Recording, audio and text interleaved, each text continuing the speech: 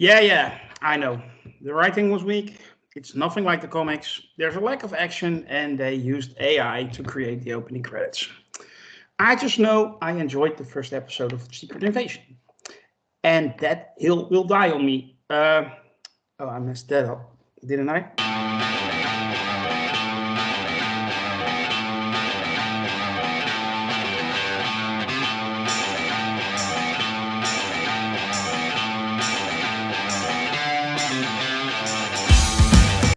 This is the review of Champions, and I'm your host, Grandmaster.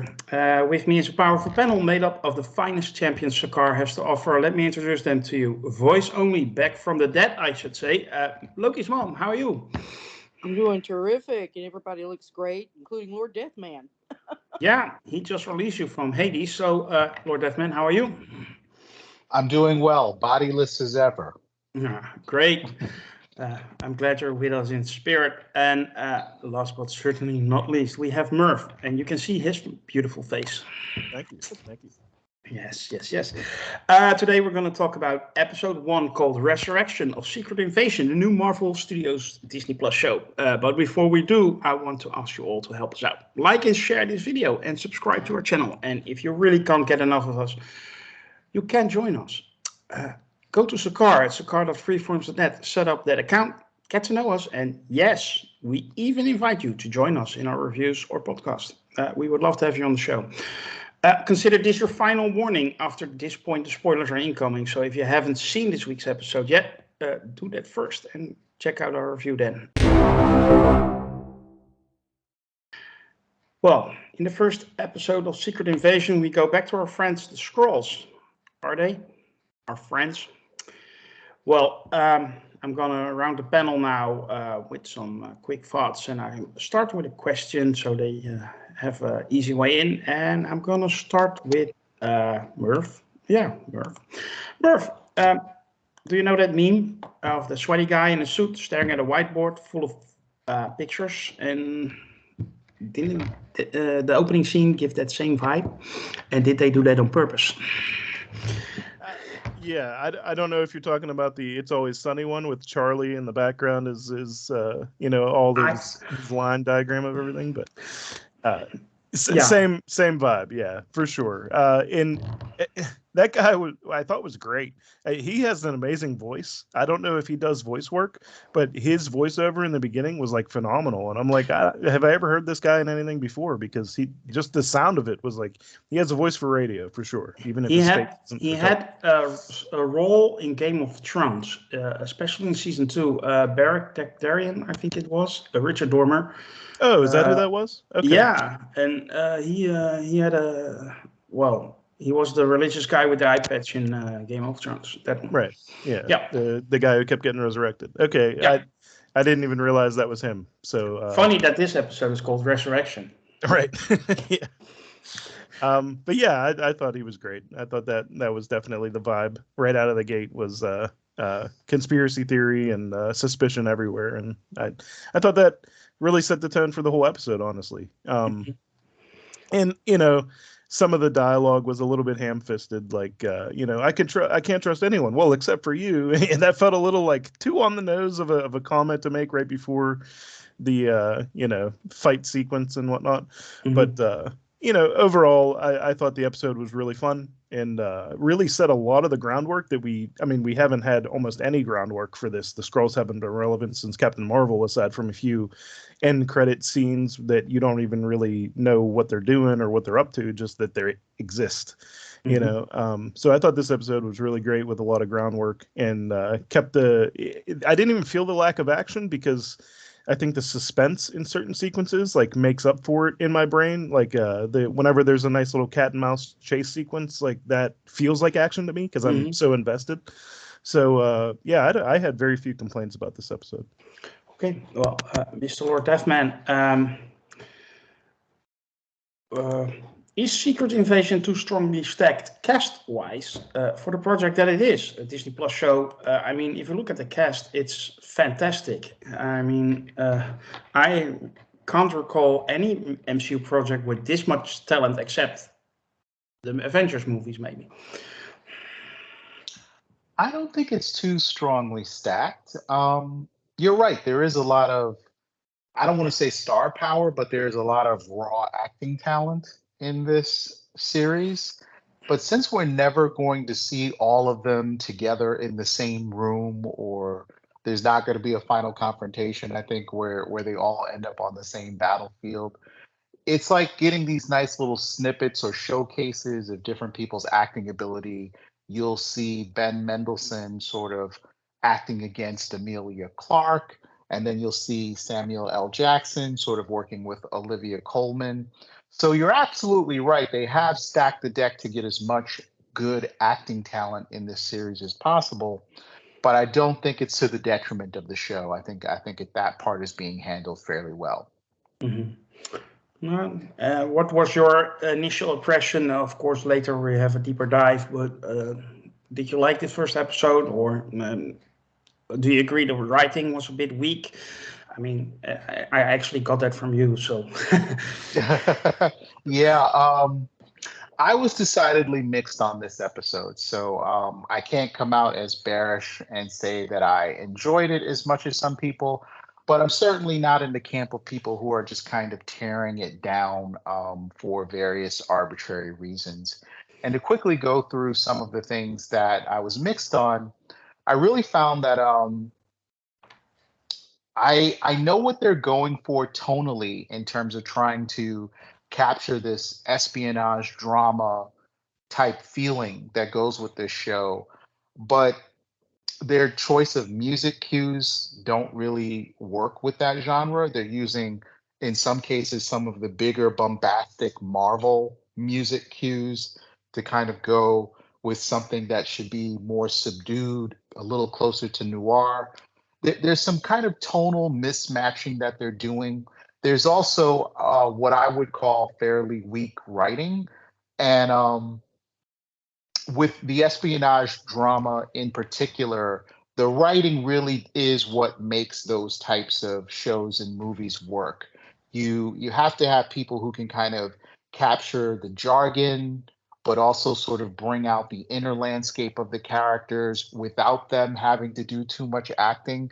So the dialogue has to be really strong, and it's decidedly mid here, I think, in terms of the writing overall. I Is do think that. I'm sorry, you, go ahead. you based that comment on the board based on the first 5 minutes you saw earlier that Yeah. it dropped on Disney Plus. Was that consistent throughout the whole episode, or do you think it was a little bit mixed, or do you expect it to get better? I hope it gets better. But yes, you're right. That was based on me just watching the first 5 minutes, but I find that the rest of the episode kind of played out in that not bad. Again, I'm not saying it's bad. It was just mid. Mhm. It wasn't like watching, say, The Spy Who Came in from the Cold, or 3 Days of the Condor, or you know, anything that would be in that upper echelon of sort of spy films that you get, where again, you're kind of dealing with a harsh world, right? A world where people have to make very calculated decisions very quickly, and where friends can easily turn into enemies, right? They're not really capturing that. This is really like, I want to say this is like how Nick Fury lost his mojo, right? That's what the thrust of the show feels like, just based on that first episode. But I'd be remiss if I didn't mention some of the great surprises the episode had. Some, pretty decent action sequences that happened, especially towards the end of the episode. And they are managing to kind of keep some kind of atmosphere of paranoia, and I'm interested. I'll stop there so that I give everybody else some room to go through their quick impressions, but I'll go into a little bit more when I get the floor for detailed analysis. Absolutely. Yeah, people, this was just a shallow touching of the topic. The deep dive comes later. You wouldn't say that, but it's true. Lokismom, I also have a question for you, and then I want to hear your quick thoughts. Well, of course, Lord Deathman was talking about that ending scene, and that ended on a shock note, maybe. Did you have expect to see Maria Hill, may she rest in peace, to turn green after being shot or not? No, I sort of felt like she was the human. She was the one I sort of trusted. That that was the thing that right off the bat, Merv mentioned the narrator at the beginning, which I thought was very, very well done. I mean, this, do you know who these people are? And it was talking about the writing, and I'll agree. I think the word would be hackneyed. It was cliched a lot, but it reminded me of if you ever saw some of the movies back in the early '50s that were just pointedly anti-communist. I mean, they were just and most of them weren't well done. I mean, they were like B pictures and whatnot, but they had a lot of that type of dialogue in it. Yeah, I think if the whole Prescott's sort of tirade there about you could take scrolls out and put communists in there and it would have worked. Mm-hmm. But yeah, so in that sense, I think it and I'll agree with Lord Deathman. I think it's tonally they're trying to go for something, yet they keep bringing in the Marvel comic bombastic stuff. And yeah, there was one scene where with the little girl where they're going to extract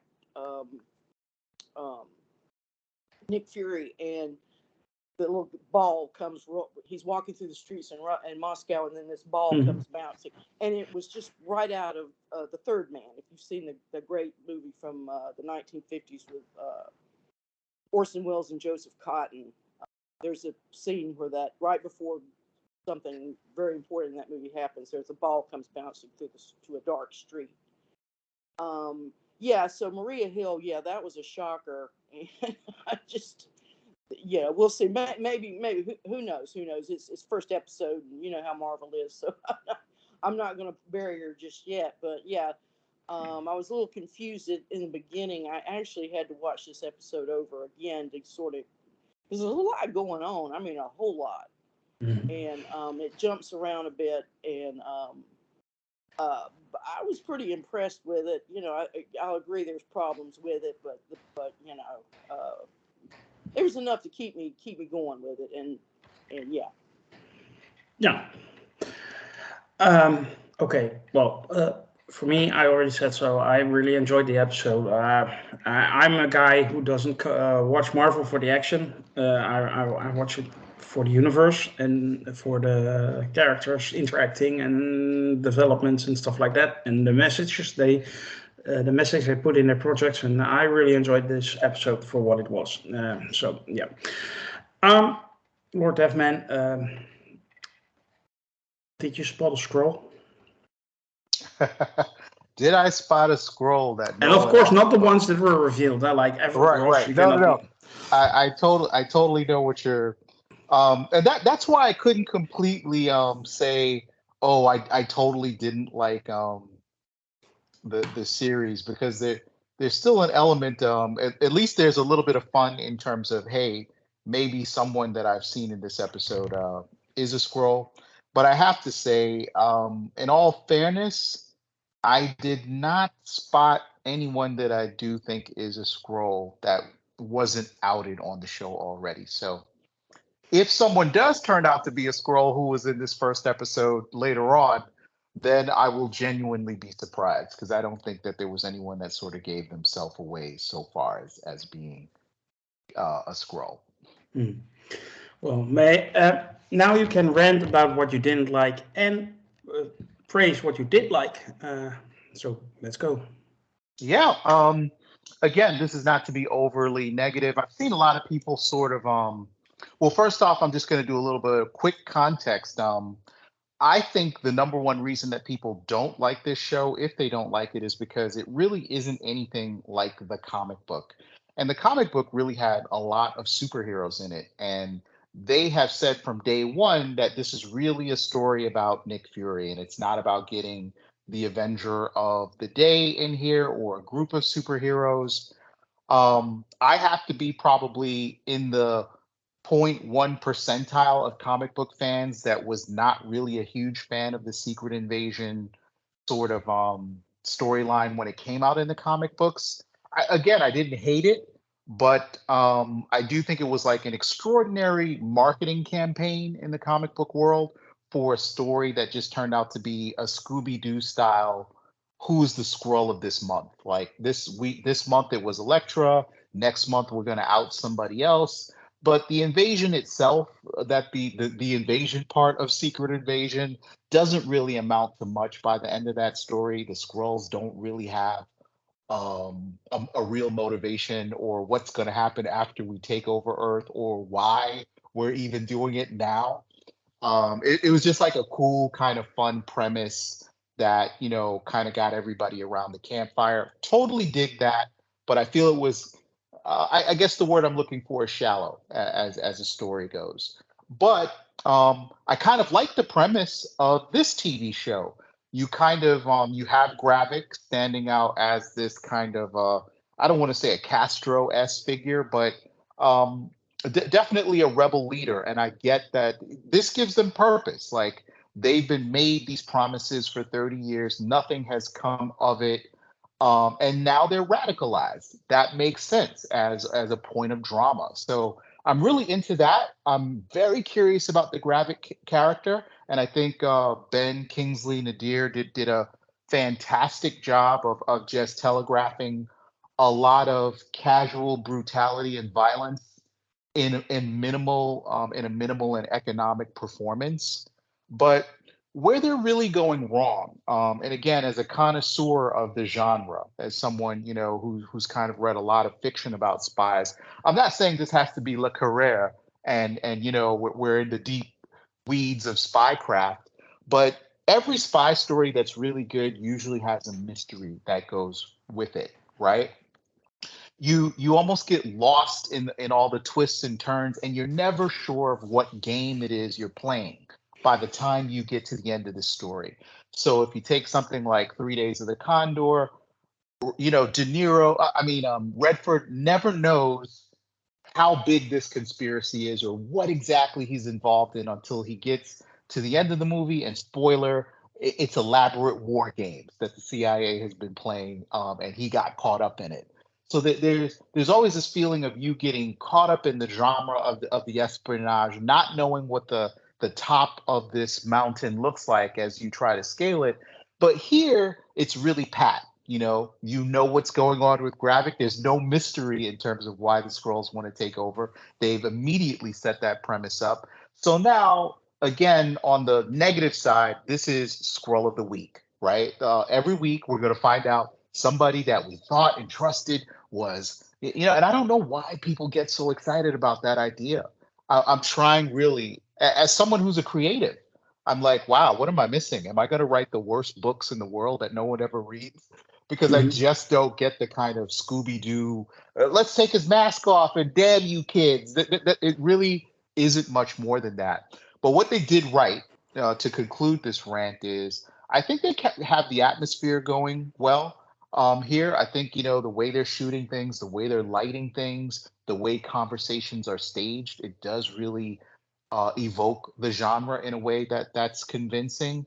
I think they've got great acting talent. Everyone did a fantastic job in terms of acting. People knew what level they had to be at. No one threw the joke in there that kind of ruined it just for a second for me. That stuff went really well. I also like Sam Jackson's work. I like seeing this side of Nick Fury, not the omnipotent spy master who seems to be 4 steps ahead of everybody. But just as a character piece, I think they're doing a good job. And those are really the half of it that I think is working well. But the other half is really just a miscalibration between what this genre really looks like and how to fit that together with Marvel. They did that extremely well with Winter Soldier, but here they might not be hitting the mark as well. So far, this is episode 1. I'm very much willing to give this another try for episode 2 and onward. Yeah, of course. It still remains Marvel. Lokismom, did you spot a Skrull? Yes. I'm pretty sure that it is the President of the United States. if there's, I was just, because I've got the TV show going on right now, and I'm just was looking at that scene at the White House with Rhodey going up the steps with the president, and then you see two portraits, very prominent, Nixon and then Reagan.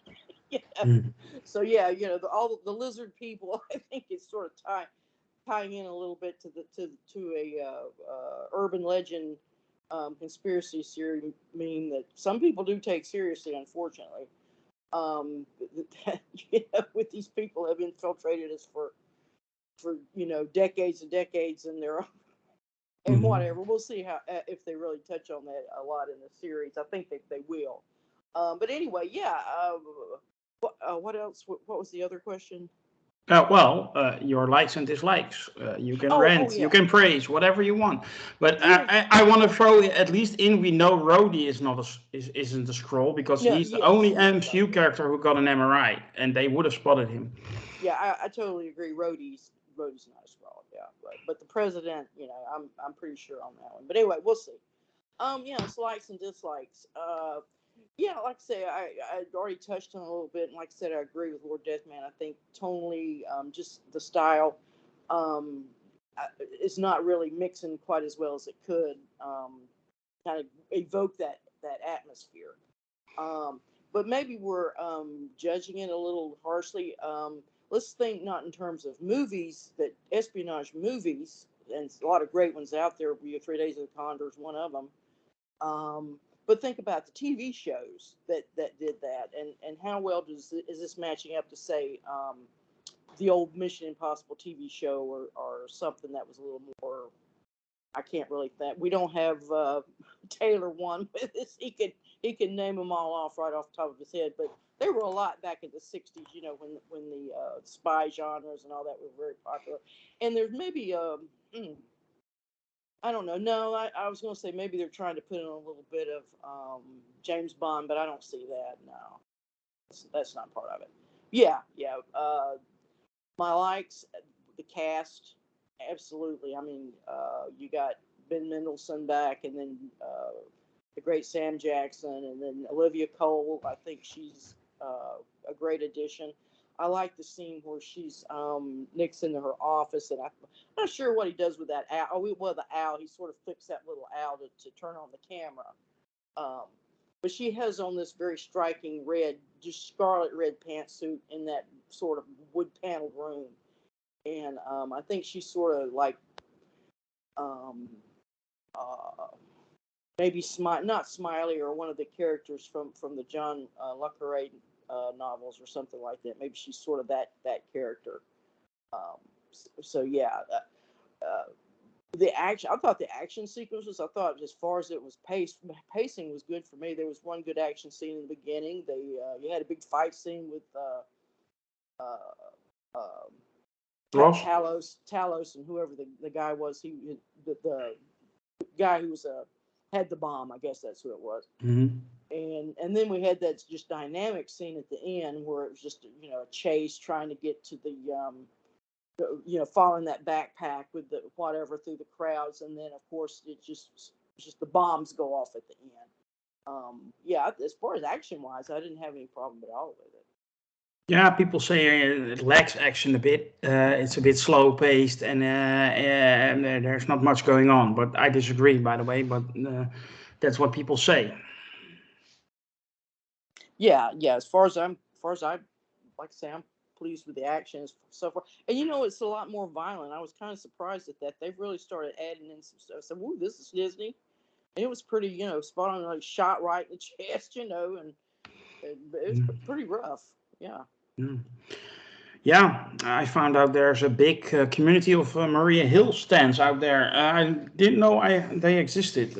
I was aware of the Lizzie stands, but apparently Kobe Smulders has a big following as well. Lord Deathman, before I go to Merv, you had a follow-up? Yeah, I just wanted to change my vote for the Skrull, and I'm going to throw Olivia Colman's character into the pot for potential Skrull. No, okay. That would make the comment that Samuel L. Jackson's Nick Fury made in their talk a bit spicy, because he said he had 30 years of hands-on experience with Skrulls. But if he didn't spot her, That would be spicy. Merv, did you spell scroll? Well, yeah, I spotted several. Yeah, but someone we don't know yet, huh? Well, yeah, I have to agree. I think an obvious choice is the president or Rhodey, whether he was replaced at some point recently, I don't know. But I think one of those two for sure. And I'm going to lean towards the president because I also think the prime minister, who we see in the AI little camera work with talking to Sonia, is also one. And the Italian prime minister is in the cast, and I'm just going to throw him out there, even though we haven't met him yet. So I just think the goal that is set forth is basically nuclear war, right? They want to destroy the world from humanity so that they can take over and have a planet of their own. So it makes sense that they would have these people replacing as high a figure as possible, and they're just waiting for their time to hit the nuke button. And I assume this Russian bombing was hopefully, in their mind, trigger to start that war. So, or at least, lead to it several steps down the road.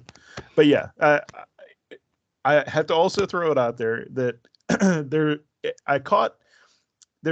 like a deliberacy to a lot of the dialogue, especially in regards to Samuel Jackson's character, Nick Fury, that he talks a lot about the way people used to talk and his, you may remember, and this is how you used to think, and this is how I used to be, and a lot of memory stuff. And I don't know yet if that's him as a Skrull trying to set people's mind at ease, or if that's him feeling people out, or if it's just weirdly written dialogue and it goes nowhere. But I'm hoping that it's one of the two first ones. Well, more the second one than the first one, because I wouldn't want Nick Fury to be a Skrull, because I feel like then that would be a false narrative almost. That, like, I wouldn't want to follow a character and then find out they're not actually who they are. But and we've seen that already. Well, I mean, like a main character, like, because then it feels like all his detective work is pointless. You know what I mean? So if he's going to be our detective, I want him to actually be our detective. So if it's him feeling other people out with that, like, deliberate kind of dialogue, I like that, as long as they show it, like, later that that's what he's doing. Otherwise, it just feels really clunky. Like, you may remember that I always liked bourbon. It's just like, nobody talks like that unless they're trying to, like, casually, like, feel the other person out or whatever. And I'm probably because it's also Samuel Jackson, I'm thinking of his character. If you've ever seen The Hateful Eight, which is a very violent Western by Quentin Tarantino, he is privy to information that no other character in that film is privy to. And he utilizes it to discern who is not on his side by the end of it. And he guesses right with a lot of people. He just didn't expect there to be a guy under the floor. Spoiler alert.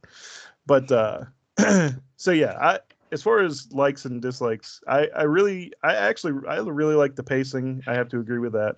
I've already mentioned the cat and mouse, like, that kind of action sequence feel. I really like for this kind of a series. And I really just want to applaud how much storyline they have covered in one episode. A lot of times with some of these other Marvel shows, it feels like it kind of doesn't go anywhere. But this first episode, I feel like it laid so much out, from inner character relationships that we didn't really know anything about. Like, they just introduced Amelia Clark's character, as far as I know. Maybe we saw her as a Skrull in one of the other films, but and already I feel like I understand her motivations and what she's doing, and, like, her interactions with her parents and stuff like that. And it's one episode, and I just want to applaud, like, that level of plot progression already. And I hope it maintains that kind of it doesn't, like, stall out and we're just going nowhere with a couple episodes. But I don't want to put the cart before the horse as far as disappointment goes. But yeah, overall, I really liked it. As long as, like, that clunky dialogue has a purpose, because I was noticing it throughout, and I'm like, is he feeling these people out or is he not? And I don't know. The other thing that kind of threw me off a little bit, and maybe it's just because it's all they would have, but, like, I know it said Moscow present day, but the computers that they had in their new Skrullos were not present day by a long shot computers. They were, like, late 90s, mid 90s computers. So I caught that out of the corner of my eye, and I'm like, what year is it? And so I'm not saying that they're lying to us, but, like, that threw me off. And maybe it's because, they're in an old part of Moscow and that's all they had. But, like, if they're taking over people in the world, they can afford to update their computers. So that kind of threw up a red flag for me. The other thing was Maria Hill's last words were like, it was you, not me, is what she said. And that didn't make any sense to me. And I'm hoping that makes sense to me somewhere down the line. I didn't really understand it. It would have made sense if she was like, it said something about like the person who shot her looking like Nick Fury, but it didn't sound like that was what she was saying. So again, that kind of leaves it on, I don't want to call it a cliffhanger, but like, I'm curious as to what her words mean. And I hope that resolution comes eventually. Yeah. She's gone, right, Maria Hill? I would guess so. Only because we saw another character die and then immediately turn back into a Skrull. So if she's not gone, then maybe this was a ruse of some sort to get her. I don't know. This is the kind of show that there could be all these behind the scenes steps that the audience isn't going to be privy to until like 6 episodes from now. And then it'll be like, oh, turns out she faked her death and she's been working behind the scenes and Talos was actually evil. And, she's here to rescue the day. Oh, she comes in on a helicopter. She's not dead. You know what I mean? Like that, I could see that happening, but it would take away from this kind of a emotional moment, which I didn't see coming right away. I thought Maria Hill would be along for at least a couple episodes here. And I didn't expect her to die. So she's not like the biggest character in the MCU, but she just does play a role, and I enjoyed her presence. Yeah. Yeah, her name wasn't in the opening credits, and we're going to talk about the opening credits in a minute. But first, we're going to do a rating.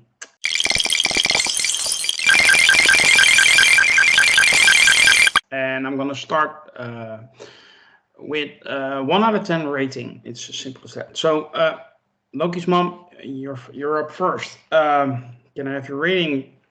How much out of 10? For the first I'm episode. give it a 7. I'm sorry. Oh yeah, okay. But for this first episode, I'm going to give it a 7. Yeah. Okay.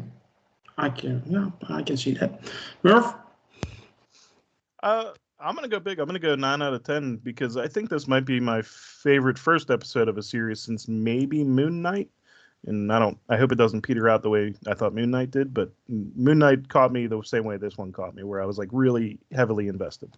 Yeah, I had that with Miss Marvel more, but I know what you mean. Lord Deathman.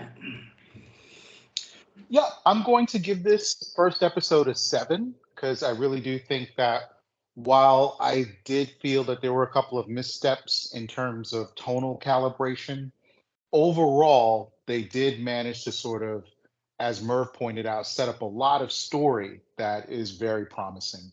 So solid 7 there, but again, some, not so minor reservations about the execution of the episode. I understand that, and that's fair.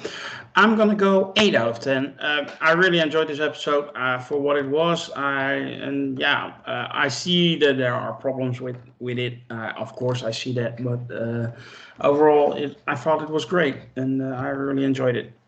So yeah.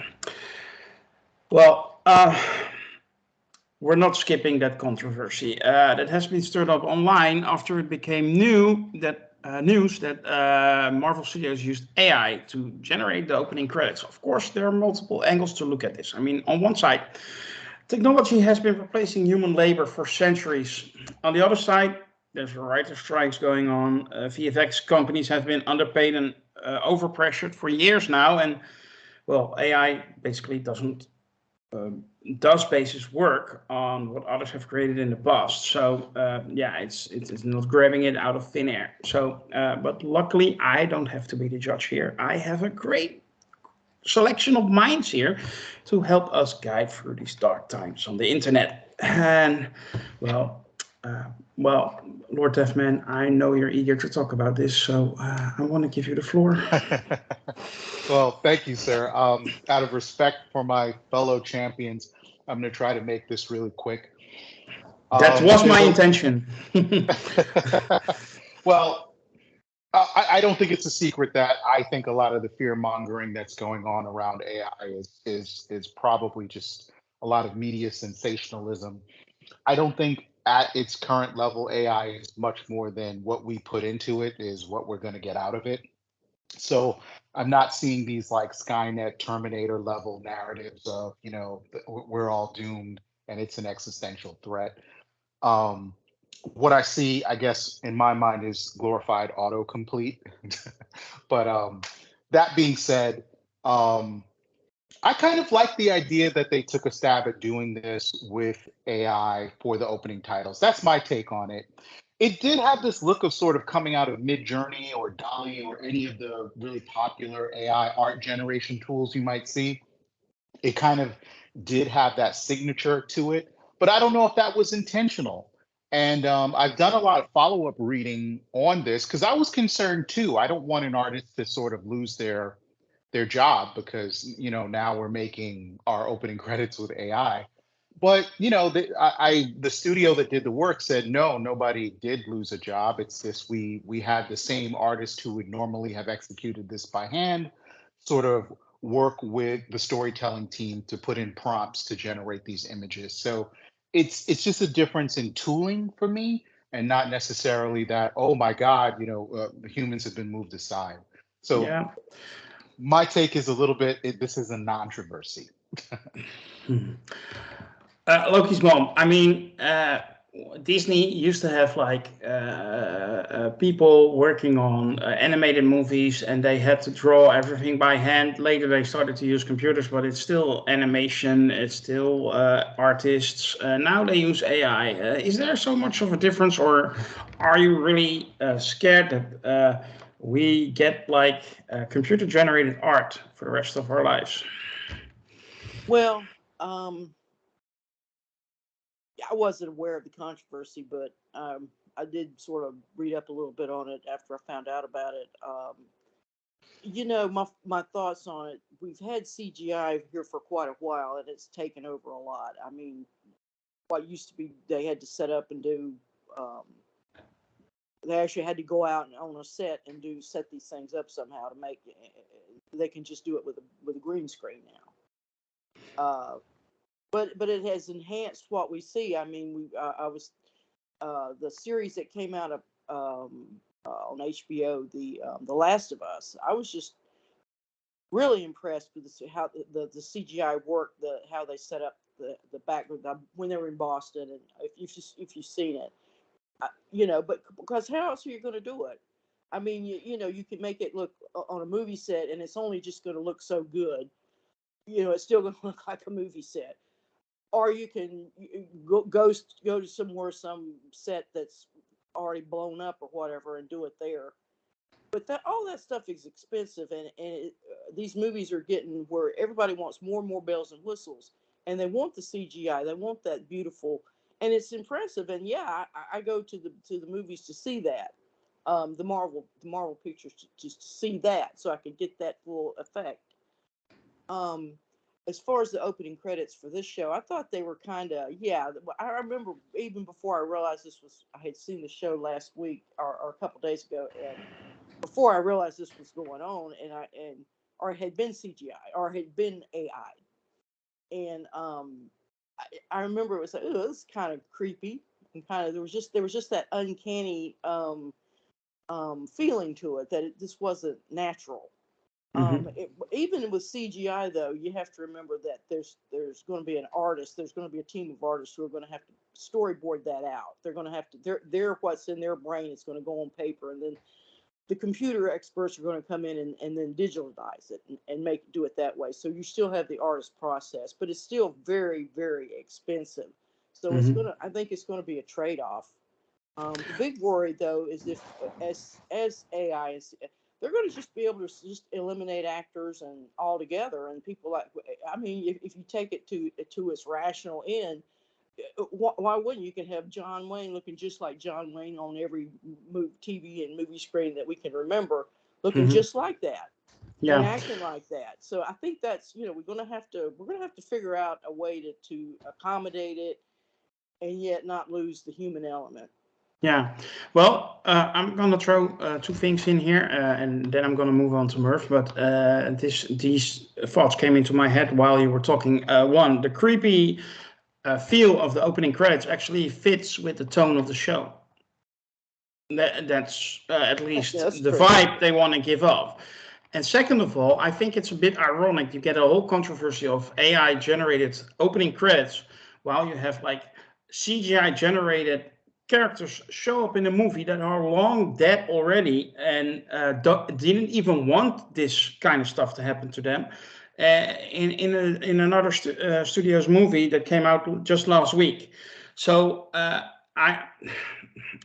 sometimes the fandom picks the wrong battle, and I think personally that they are doing this at this moment. However, there's another element, and I let Merv reflect on that. Of course, we have the writer's strike going on in Hollywood at the moment, and I think that there's an actor strike also, or something like that, or VFX companies that are going on strike, threatening as well. And it's basically has to do with this topic, them being replaced by AI. So, do they have a point? Yeah, they do. Okay. Coming back to the Flash comment, it's like and even before this, they've been doing this for quite a few years now, where they have totally digital creations that are long dead. This isn't, the Flash wasn't the first movie to do it either, and it's like, that is a problem. And like I as a John Wayne lover, I wouldn't want to see him in a new movie. That would feel totally wrong to me. I really hope it doesn't go down that path. Or if it does, I'll just, I'll stop spending my dollars on it if I'm unhappy. That's kind of the gist of it. This particular incident, because the can of worms that is, AI is a little bit of a grand talk. You could have a whole, podcast episode just on that alone. But this specific incident of it, where they used AI generated art to do the opening credits, I had almost zero issue with. Like, I can understand like the different unions in Hollywood or whatever, like fighting back against stuff like this, just to get a foot in the door so that other things don't happen. But like, I'm used to opening credits being just a couple of names on a black screen. So the fact that they had anything there is still like a new concept to me, because I've watched so many old movies where it's just a camera panning through, the Chicago streets and it's just names over it, or, like I said, just a black screen with, whatever, Sigourney Weaver's name on there. And it's like, there's nothing even close to this level of Sometimes investment. they don't even have it. They'll just they'll just go right into the movie, and then it'll be at the end of the movie. And it's the same thing with the end credits. It's just a lot of, late again in the last 20 years or so, I feel like they've done a lot more with that, but still like the Flash, I feel like it just went to black. It was just black and lettering. And it's like, so to me, it's almost like you're going to get upset about this. Like, they could have done nothing with it. Maybe that's their point. They should have done nothing if they're not going to pay somebody, but this particular incident doesn't bother me at all. But like I said, if they start going down the route of like totally AI generated films where there's just one person on a screen making like the next Toy Story movie, like that feels a little wrong. That feels like you're okay. But then the way to counteract that is don't spend your money on it. I don't know. No. To me, that's the answer. Yeah, it's quite a healthy view. Lord Deathman, you had a follow-up. Just a quick one. This is a great discussion. Of course, it could turn into its own episode of the Podcast of Champions. But I did want to speak out particular in my own field where I aspire, which is writing. American corporations are set up in such a way that if they don't want to employ a certain type of person, they don't have to. There's nothing in our Constitution, in our culture, that says they must work with writers to create the stories for the shows that they do. However, I don't think it would be an incredibly good idea for a studio to suddenly say, I'm going to let our receptionist plug in a few prompts into the latest AI tool and generate stories. I've seen what that looks like, and all I can say is good luck, right? Yeah. You probably aren't going to get much out of that than what humanity has already done with storytelling, just kind of recycled in a different format. Yeah, and isn't it also the case that this tool, however impressive it already is far from being as creative as a human mind, and light years. And and maybe this will come back to bite me, but I'm willing to bet good money on the fact that it will be a while before AI can truly generate, be creative and generate stories or images that are so original that you say, okay, this deserves respect and they need to do something with this. I think we're a long time from that. I do too. I mean, I read a lot of science fiction, so that might be why I'm not so worried. The idea of an artificially created being, or being a singer, or something, an artist, like, it's not a new idea for me. But that being said, storytelling is based on the human experience, and an artificial life form is never going to have that. So it may be Yeah. able to tell stories from a totally different perspective that we don't know about yet. But Yeah. stories based on the human experience are probably going to be best left to human beings. Well, I do my best writing when my heart is broken. I don't see computers break their heart. But anyway. Right. Well, that will conclude this week's review of Champions for Resurrection, episode 1 of Secret Invasion. We hope you have enjoyed our discussion today. If you did, you can help us out. Like and share this review and subscribe to our YouTube channel. And if you really want more of us, you can join us at our forum, sakar.freeforums.net. We would love it if you join it. For now, I want to thank you all also on behalf of our champions, and I wish you to be safe and be well. Goodbye.